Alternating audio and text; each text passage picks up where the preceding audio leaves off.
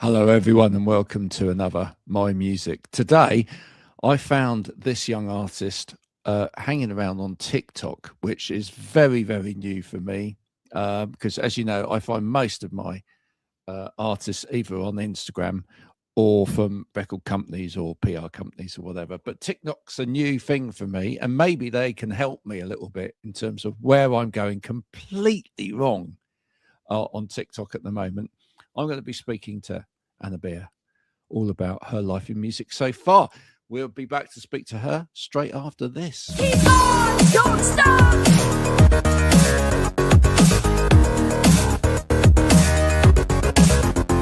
Keep on, don't stop.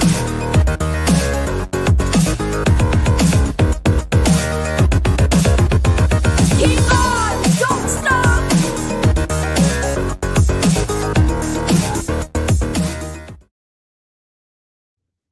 Anna, thanks for joining me. Where are you coming from? Thank you so much for having me. I'm in London right now where I live. So I'm at home. Cool. You grown up in London? Grew up in London. Yeah, lived here for pretty much my whole life. I moved to New York for music for like a little bit, and then now I'm back. Now I'm back in London. So yeah, London is home to me. What did you do in New York? I went to New York just to play a bunch of gigs for a couple of months, and I just kind of like saved up to go to New York. And then I had like lots of friends who were living there, and so I just walked into loads of bars and I was like, please, can I sing? And I was playing in gigs all over New York City, which was so fun. And it was an amazing experience. I feel like people in the US is so much more like open and friendly than English people in general. So it was an amazing experience. I loved it. I shot a music video. You just haven't been to the West Country. I have. I went to Bristol Uni. Oh, you have. Well, so you know the people in the West Country of England. They're No, they are. But I just feel like there's something about the Americans. They're just so friendly and like open-minded, and just like it's kind of another level to London in my experience. But you know what half of that is? Because I've been over there for work before now. You think it's fake? Sometimes it's a bit fake, yeah. If you've got an English accent, they love you. Oh yeah. I know. I had a bit of a superiority complex when I was there, and then I came back and I was a bit sad because they just treat you like you're kind of amazing because you have an English accent, which is amazing, which is really nice. I know. It was fun. Yeah. They want you to say stuff. They give you stuff to say just to hear your accent, you know. Yeah, and they think that you're so much more intelligent just because you speak with a British accent, which is ridiculous, but very nice at the same time. It's daft. So have you been into music all your life? No, so I actually started, I was kind of singing forever, but I've only been releasing music for 5 years, so I mean quite a long time. But I started because my younger sister was writing songs when we were growing up, and I was just singing covers, and I was so jealous that she could write her own music and I was just singing covers. So that's what really inspired me, is I was like very competitive and wanted to beat her. So I then started writing songs, and then I realized how much I loved it, so I kept going. But it all started because I was envious of her. But I've always loved singing, always loved playing guitar, always loved listening to songs. My mum was a backing singer in a band, so I kind of grew up watching her play at gigs, which was super cool. Okay, come on, you can't just leave it there. Backing singer in a band. What was the band? It's a band called Stax. It's like a covers band. But she has played with like Beverly Knight and Steve Winwood and some really cool people. Some really cool people. Yeah. No, that's fantastic. So you had the bug from a young age to like music, if you like, and be a listener of music, but it was a while before you started writing. Okay. What were the first sort of things that you listened to when you were younger that you can remember, that really sort of like I think the first thing I can remember is listening to Bob Marley growing up, because it was just always playing in the house. Yeah. So I really love Bob Marley songs. That's kind of my first music memory, I think. Right. And the first artist that really sort of connected with you because they were like, as a sort of almost like, you know, peer, like they were young and they were like coming up and you thought, yeah, that's who I want to be. Billy Joel, probably Billy Joel. I'm like a diehard Billy Joel fan. I saw him live a few years ago, and like his music just speaks to me like I feel like no other artist really does. Like I love his songs. I love his lyrics. Like he's been like a huge inspiration from the get-go for me. Well, cool. Now, how do you write? How does that process happen? So if I'm writing by myself, it's usually quite different to when I'm with someone, but I'll usually figure out the chords on my guitar, and then I will write the melody and then the lyrics, and that's kind of my process usually. But Cool. when I write, sometimes it's like it's in a different order, so it depends. How do you rate yourself as a guitarist? How do I rate myself? Yeah. I'm okay. I'm okay. I play gigs in pubs all the time. Like I have a gig tomorrow night in Tooting. I do loads of like kind of like cover gigs. So I'm okay. I'm not like amazing, but I can play songs on the guitar. I love the guitar. Cool. What's the one thing that you wish you could do on the guitar that you haven't been able to master yet? Like crazy finger picking that can go like all the way up. That would be like so cool. Oh, when it's so fast as well. Yeah, like really. Yeah, I get it. I'm really sluggish on the guitar. I love playing guitar. Absolutely love playing it, but I'm a bit of a clunky guitar player as opposed to like some people like just run up and down it. It just makes it look like effortless. You just think, how am I going to get my fingers to move that quickly between different things? But yeah, but so it's a good way. You play guitar, and you sing as well. Yeah. Cool. And any other instruments or just guitar and singing? I can do very basic piano. Very Nice. basic piano. Do you play anything else? No, well, I really basic piano as well. I really wish I could play better piano, but I feel like guitar just comes more easily to me. Yeah, I love plonking around on the piano. I find like I can like play triads and stuff like that. It's coordinating getting the left hand to do anything really clever while the right hand's doing stuff. That's the thing that makes it much more tricky. So what's the big dream for you? What are you hoping to achieve? I would love to just keep writing better songs, grow as an artist. I'd love to like support a bigger artist on a tour. Just kind of keep growing, writing with cool people, collaborate with other artists, like play to bigger audiences. Feel like there's like more traction, more growth. That'd be great. Stuff's hard though these days, right? I mean, there's so much music out there. I mean, you've done a great job of getting yourself out there on TikTok. We mentioned it earlier. How much effort is that for you? I mean, I find it really hard. I've been doing it for like 5 years, and I think I started out and I was like, oh, like in a year, I'm gonna have made it. And like it's so hard. And 100,000 people release a song. There's 100,000 new songs released on Spotify every day. So it's just so much content. I find it really hard. I work like 3 like part-time marketing jobs on the side. The TikTok stuff I like going live. I find going live easier than creating content because it's just like kind of spontaneous. And that's kind of a great way to speak to people because they're just on there, they're commenting, I can speak to them.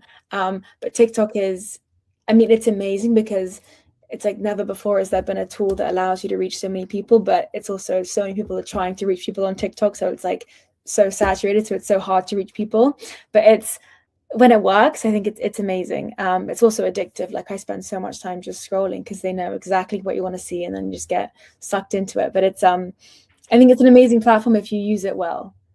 It is addictive, but it's frustrating at the same time, right? Because it's almost yeah. I mean, the way I look at it, I used to do radio, right? So when I started out, I did radio, and you know how many viewers are listening because they give you the figures back and all of that sort of thing, right? When you go live on TikTok, here's the thing: like you'll get people that are like are communing with you, and they're like, giving you messages and giving you feedback and whatever. But you also see those people that literally pop up for a second and disappear, and you think, why? Why can't you? You mean on TikTok? Yeah. It's weird. It's so frustrating. You think, why can't you just stay there for a second longer? I know. And you know the number that you see in the top right hand corner, that's apparently not even the total number. That's just like that's like a portion of the total number, because I had a meeting with a guy from TikTok Live and he was explaining it to me, and he was like, yeah, it's like it's really really confusing. And I think there's just so many people who are just scrolling, and they'll see a video and they'll watch it for like a half a second, and then they'll just keep scrolling. Yeah. Yeah. So it's literally, some people are literally just like that. Do you think that's a problem in the modern world, that people just don't have enough kind of patience, especially if you're like them producing music, and like you put together a song, and even if that song's just 2.5 minutes, 3 minutes long or whatever, you've got to hold their attention for hopefully for 2.5 minutes. That's hard, isn't it? In a world where people are doing that all the time. And I think like increasingly, like the songs are getting shorter and shorter to accommodate for people's short attention span. Like there was an artist who released a song that was like 50 seconds or 1 minute, and it did so well because people just kept streaming it because it wasn't as long as normal songs. So it's like, but then I love like songs that are 6 minutes long and like those songs, but that's just not really happening right now. Well, some artists are doing it, but it's not what's blowing up online. I mean, even I was talking about that with my son in the car this morning, because he was talking about Jack Black. And if you think about it, like Bowser's song, and Steve's Lava Chicken from Minecraft. I mean, it's just a moment of song, if you like, from a film, but it got in the charts. And it's not even a fully formed song. It's just a bit. It's like a chorus on its own. That's kind of mad that sort of thing can happen. Would you like things like a sync? Have you managed to get a sync so far, or would you like to get in a film? Or I would love that. I wrote the theme song to this film that came out recently, which was really exciting. But I would love to get more sync placements, because that's like just an amazing way to get exposure. So yeah, that'd be great. Cool. Oh, we'd lost you there for a minute. We're back. I lost you there. Oh no, am I back? Yeah, you're back. Don't worry, we'll kind of take that little bit out. But you were saying syncs. Say it again. Yeah. So syncs. You'd love to do more syncs, yeah? I would love to do more syncs, yeah. And I was lucky enough to be able to write the theme song to a movie that came out last year, and that was an amazing experience. I loved writing the screen. I'd love to do more of that. And I've been trying to get syncs. It's really hard, but having a song in like a movie or a TV show or commercial, it's such a good way to get exposure and like to make money as like an independent artist. So I'd love that. Have you made friends with any other artists that have been able to help you along the way? Who have you? Yeah, I have a really good friend of mine who is a singer called Marta. She is from Latvia, and she's just started releasing music in London, and we were on the same management roster at one point, so that's how we met. But no, I've met lots of great artists and musicians along the way, which has been amazing. I've interviewed several of them now, but I interviewed someone that was on The Voice NBC earlier today, who was mentored by, when she was on, by Gwen Stefani, which must have been an amazing experience, right? Yeah. And as I say, I've had several people from The Voice, both UK Voice, the American Voice, and one from Persia as well, which is amazing that it's now this big thing around the world. Would you ever do anything like that? Would you do, if like someone, your agent said there is a great opportunity here, would you do a talent show, or are you beyond that now? Maybe, but I've always been like advised against it, because apparently you get like locked into contracts and you don't have any creative control. So that's what I wouldn't want. So I don't know if I would do that. I also feel like, yeah, I'm not sure. Maybe, but I don't think so. It's interesting. It's a great platform if you're, depending on where you are. I think. But interestingly, I think most of the people that I've spoken to who have done it would never do it again. Really? Okay, that's interesting. Yeah. It is interesting. I feel it's like one of those things where, it probably teaches you a lot about the way that sort of mechanism works very quickly, and you probably learn a lot of inside stuff very quickly. But you probably learn that it's not as nice as it looks on from the outside. Yeah. How do you go about? I mean, you've how many followers have you got now on TikTok? On TikTok, I have 23,000, which in the music 23,000. industry is like you need to have like hundreds of thousands to have Yeah, success. So it's building, slowly building. But yeah. you'll get there. You'll get there. I mean, we've had some people on here that have like are at sort of the 450,000 mark and whatever. Yeah. So, but you will get there. But how do you protect yourself when you're mentally, when you're doing this sort of stuff and that's building, because it does reach a point where you then have to deal with, I guess, some bad stuff as well from people. How do you kind of departmentalize that or just cope with that? Or A couple of years ago, I think when I was younger and I was like having like my TikTok was growing more quickly than it is now. I was having like a lot of negative comments, and that was like getting to me. But then I was just thinking like it's not really my business what someone else thinks of me, so I tried to like detach it. But I find it hard. On the lives, I get like a lot of nice comments, but I also get some awful, horrible, disgusting things that people say, and that is what I always focus on. Is I'm not thinking about the lovely comment from the girl who was like, oh, like I love the song. I'm thinking of like the comment that's like disgusting voice, like I hate you.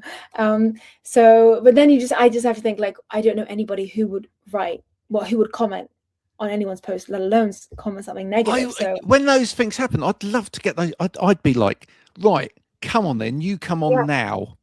I bet you and they can't. would never say it to your face. They would never in a million years, if you're on the street, say that to you. So it's like it's just a strange thing. I don't really And understand. I bet they couldn't even sing a note. If they came on, the person that's saying I hate your voice or whatever, I bet they if you actually then put them on and went, go on then, there's the mic, do it. I bet they couldn't even sing. It's terrible. Why? What do you think drives people like that? I mean, do you just think some people are literally that bored that they just need to pick on somebody else? Yeah, or maybe they get a kick out of putting someone else down. I don't really understand, but it's also maybe it's bots. I don't know. Yeah. I mean, there's bots commenting on all the thing. And I don't really understand it, but maybe it's not even someone real. I don't know. In life, where's your positive space? Where do you go to be like escape it all and be really positive? I love going for walks. I love exercising. I love seeing friends, like reading. That's where I get my positive energy from, being with family, that kind of thing. Oh, family's so good for that. Family is so good for that. Where do you like to write? Or does that happen anywhere? Anywhere. Usually just here in my room I write. Wherever I have a guitar, I write. Where's the weirdest place that you've had an idea for a song? Often when I'm trying to go to sleep at night, I get like that's so annoying as well though. I know, and then I have like a notes app on my phone. I write it down, so when I go to write a next song, I can look at it and remember it, or I'll like just like sing it on like the like voice notes. That happens quite a lot. Do you know what? It's honestly so random. Like I'll watch movies or TV shows and I'll see like a dynamic between two characters that will inspire us, like a lyric in a song, or like a friend of mine will say something, and I think that's an interesting line that can be turned into a song. So it's really like a whole range of things that I get ideas from, but usually it's about stuff that I've gone through that I feel like I want to write. I want to like write the feeling out, and I do that in songs, and that helps me kind of get through it. Well, this is going to sound a bit weird, right? But when I used to write radio comedy when I was younger as well, right? I wrote with some really, really good people. And I actually ended up writing a whole piece for radio called Services. And it was like built around a service station. Because I find service places like that really fascinating, because like so many different people coming in, going out and whatever. And, the comedy is endless in places like that. But I've always felt like it'd be really cool to do maybe an album where you write each song sitting in a different coffee shop or something like that, and just people watching from that coffee shop, and almost like every song is based on that coffee shop experience. Yeah, you know what I mean? That's cool. That's a cool idea. Yeah, you should do that. Yeah, I should do. I might do that someday. I feel like that's almost like a Saint Etienne type album, you know. And now that they're giving up this year, they've decided to disband. Maybe that's opened a door, so maybe that will happen. But yeah, do you get fascinated by sort of human behavior? Is that a motivator to write? Usually not really other people's behavior. I feel like usually it's about experiences that I've gone through or I'm going through, or something that I just find interesting, but usually not so much other people. Yeah. How much then, right? Here's one for you. How much of each song is you, and how much is kind of you just playing on that experience but embellishing it? I think So most of it's me. most of it's absolutely you. Yeah, I think so. But so I have a song that comes out tonight, and that one is very much like I wrote that when I was like really upset over a guy that I was seeing, and that was like a very honest song. But then I had another song that came out this year, which was inspired by a TV show. So that was nothing really to do with me. That was writing about characters that inspired the song. But I think when I do write about me, it is honest, and it is like, of course there's exaggeration, but I always try and like write like no one's ever going to hear it, like it's just going to be for me. So it's kind of 95% on the honesty meter, which is great. It's really that's really open and raw. Yeah. Have you ever written something and just gone, oh, I can't do that, I can't put that out, that's too much? Yes, all the time. Really? Yeah. What happens when you've done that then? Because do you ever come back to it and go, maybe now's the right time? Yeah, sometimes. And then sometimes I think maybe I'll have to change it a bit, but then sometimes I just put out super honest stuff and thought, well, whatever happens. And in terms of sort of like litmus paper for your songwriting, who do you trust the most? So when you've written a song, who do you first go to that person with? You know, who's that person that you go, right, I need you to listen to this, I trust you, you're going to give me a genuine feedback on that song? My mom, but she is so nice that she kind of says everything is amazing, so I don't really know what is amazing. But that's nice though, isn't it? You make you feel so good. Nice. Yeah, so nice, so nice. So my producer, I play him my songs, and he's quite good at saying yes or no, or like a friend who's also an artist. But usually first person, my mom, for sure. It kind of started blowing up a few years ago, like people playing their parents their songs in a car. Yeah. Is there a song that you've written lately that you would not play your parents in a car? No, Mum, Dad, I want you to hear this, but I don't want you to hear this. No, there's probably nothing that I wouldn't play them. I feel like I haven't written like any like super inappropriate songs that I wouldn't want them to hear. They're also quite like open-minded, so I feel like they'd be okay even with that. But no, I think they'd be fine. The thing that I do that has done like my best kind of content thing on TikTok is pretending to write Taylor Swift songs as my own songs to my parents, and that, or like famous songs, that seems to do really well. But it's kind of annoying because I do so much of that, and that gets like a lot of attention on TikTok, and then I'll do one video that's my own original song and it'll get 0 views. So it's like, that is the content that performs really well, I think, because people know the song and it's like funny and they like seeing reactions. So I do get my parents involved in a lot of my videos. Did you, when you met with the TikTok people, did you talk to them about that? Did you say, well, look, why does that work? Is it because like there's the association with Taylor Swift or whatever in there, and that feeds the algorithm because of Taylor Swift or whatever? Is that what, you know, driving that?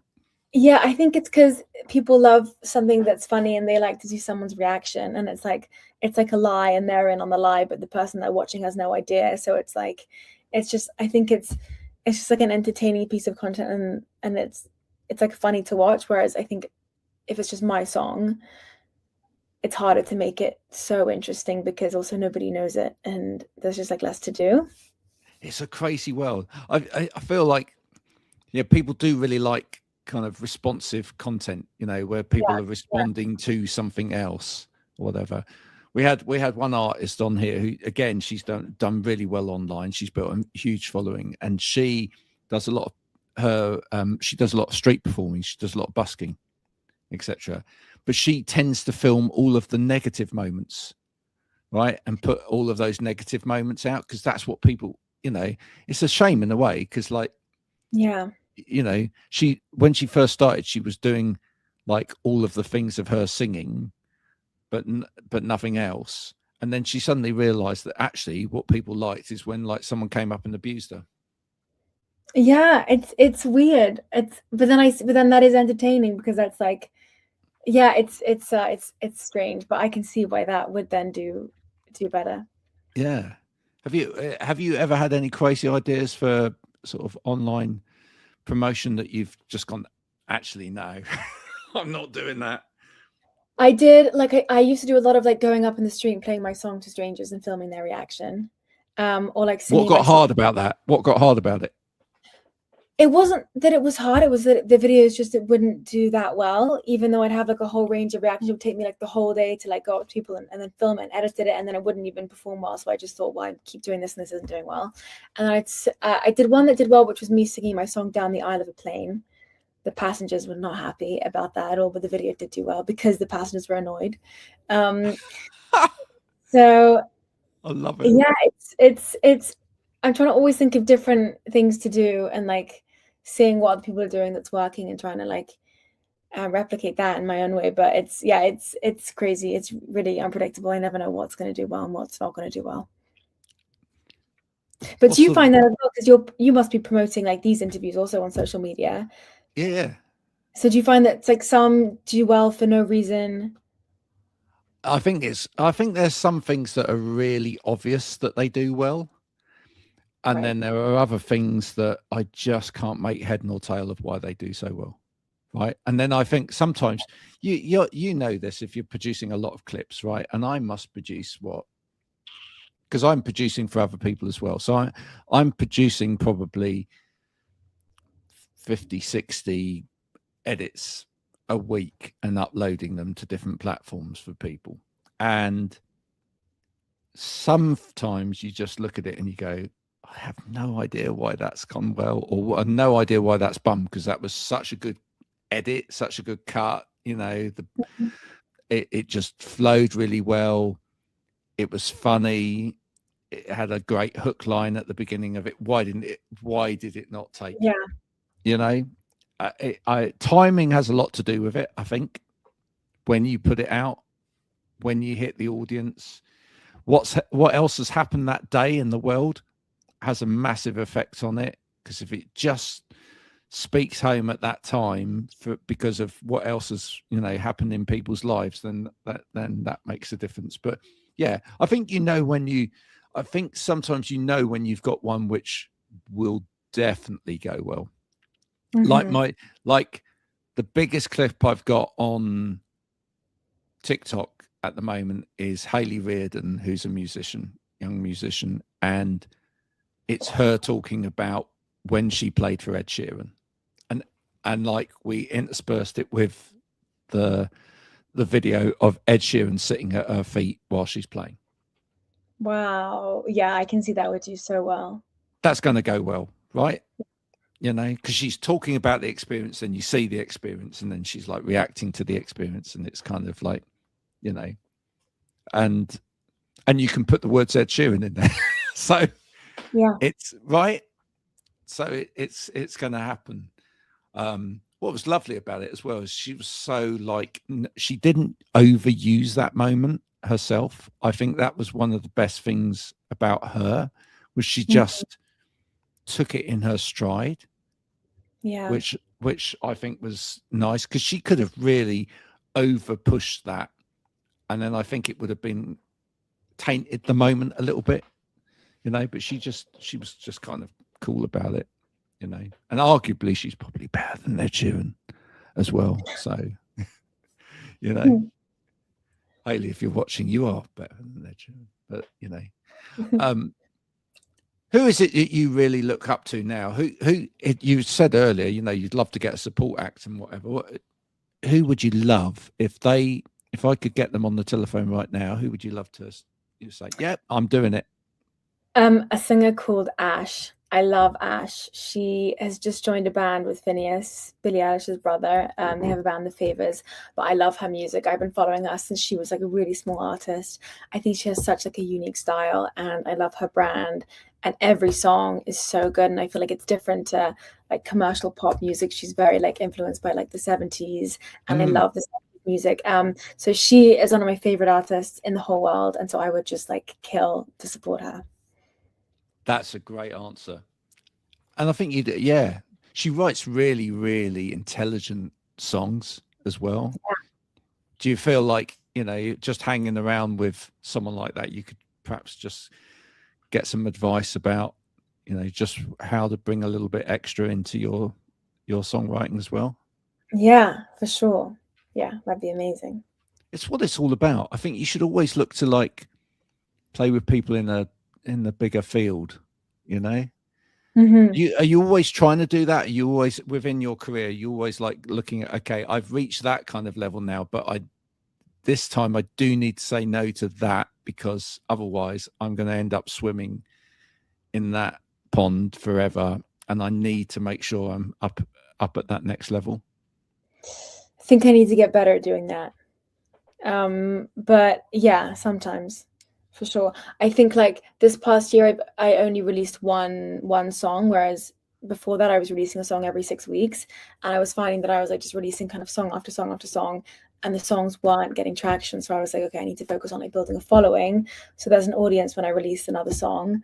But then it's like a bit hard. It's like, what comes first, the chicken or the egg? So I'm now starting to release more music. But yeah, I think I do need to get better at doing that, what you said. So I think it's an important thing in any walk of life, whether you're a musician or, you know, if you're a business owner or whatever, is you just need to kind of believe that you can pitch at that next level. Because if you never pitch at that level, it never happens, right?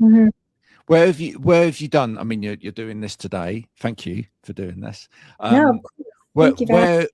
Where we need to get you next in terms of like radio or TV or whatever? What have you achieved any of those yet? Where do you want to get to on that side of things? I have had songs on like BBC. I've done interviews with the BBC, which has been cool. I would love to keep having songs. I'd love to have like a song on BBC Radio 1. That would be like so great to get like playlisted. So that would be really amazing. And I had some really cool like magazines like Wonderland and Lad Bible and Clout, which was great. So yeah, just want to keep building, keep improving. And I love doing podcasts like this. I haven't done one like this in like a while.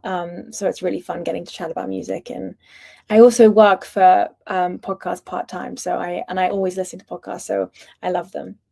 Cool. Is that your go-to? So, okay, that's kind of, we're getting towards the end now, but you said earlier, like, you know, you go to sleep at night, and if you have a song idea, you wake up and you scribble that down. But what's your go-to to go to sleep at night? Is it podcast? Is it listen to music or read a book? Which of those three do you pick? Usually it's watch an episode of something. Oh, is it? Yeah, I love just straight before bed. It's like literally. Yeah. It probably isn't very good because it probably doesn't help me fall asleep, but I just love at the end of the day watching like an episode of something. Like, it's just so nice. Cool. Okay, what are you watching at the moment? Let everybody in on the secret. I'm watching Sex and the City, the final season of when they're all so much older, all like in their 50s and 60s, and it's like the whole revisit, and I'm loving it because I watched all of them when they were all younger, and I love New York. So yeah, I've got one episode left, but it's great. I'm enjoying it a lot. Okay, so you're binging that. Yeah. I am, yeah. Love that. I have to say, for me, I do tend to fall asleep listening to music. And because I feel like that, and there's music for like the day, and then there's music for morning, and there's music for the afternoon, and then there's music to fall asleep to. And it's no criticism of of the music if you're falling asleep to it. At the moment, I'm falling asleep to Alpha Mist. Have you ever heard of Alpha Mist? No, I haven't. Oh man, it's just the most fantastic kind of hip hop jazz mixture. The guy's so talented, but it's Oh, dreamy. okay. I'm gonna listen Alpha to him Mist. after that. Oh, you'll love it. Honestly, absolutely love it. Thank you so much for coming on and sharing a little bit today, Anna. You've been an absolute star. For people that haven't sort of cottoned on to you yet, what's the latest song called? Where can people get it? When's it? You said it's coming out tonight, tomorrow, It comes out tonight at midnight. It's called A tonight at Song. midnight. Tonight at midnight, yeah, a couple of hours. It's called A Song from a Scorned Woman. And you can find it on Spotify, Apple, wherever you listen to your music under Anna Bea, Annabea. Okay, so by the time this goes out, folks, because I need to do a little bit of tidying up and everything else, that song will be out. Okay, so what you then need to do is you need to find that song on Spotify. Well, that'll be easy, all right, because we will put the song right underneath where this is. So when you're looking at this screen now, if you just move your thumb from there to there and press there you are. That's the song, right? And now you're listening to the song. Now there's another little plus button at the side, and that's where you hit to add it to a playlist. If you've never made a playlist before, you're on a weird planet. All right. So start doing it. Okay. For those of you who are proficient, add it to a jam and share it with some friends. Right. Isn't it great? It's great how, people can get involved in actually sharing music these days, isn't it? And putting it all out there. Thank you for teaching me a few bits and pieces about TikTok. I will continue to strive to do better. I will continue doing my lives and seeing. I did pick up 100 followers last week, so that's not too bad. Just from the live. Just from a few posts and some lives, yeah. So that's great. Really great, yeah. Yeah. So I'll keep doing it. I'm sure that it's a lot of young people going, get off, Dad, but it doesn't really matter. I'm gonna follow you after this. I'm gonna be supporting the content. Thank you so much. It do you know what, it all matters. My bit of advice to you as well as a young musician, now this sounds a bit odd, right, but it's also get on LinkedIn, right? I know it sounds odd, but do it, right? Because I've got quite a big following on LinkedIn. I've got about 30,000 followers on LinkedIn. And I've told some young musicians, get over onto LinkedIn. Do you know what? There's so few there, right? You just clean up. It's really, you're not fighting against the noise.